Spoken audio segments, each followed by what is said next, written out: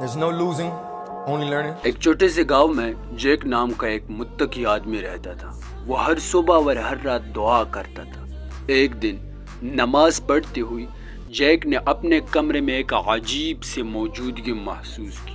اس نے اپنی آنکھ کھولی کہ شیطان کو اپنے سامنے کھڑا پایا. شیطان نے جیک کی دعاؤں پر طنز کرتے ہوئے کہا، تمہاری دعائیں بیکار ہے. میں تمہارے گاؤں اور اس میں موجود سبھی لوگوں کو تباہ کر دوں گا.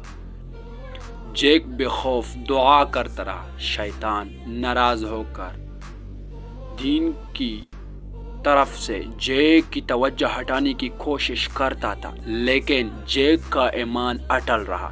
جیسے جیسے شیطان کی موجودگی مضبوط ہوتی گئی، جیک نے اور بھی سخت دعا کی. اچانک ایک روشنی کمرے میں بھر گئی اور شیطان غائب ہو گیا.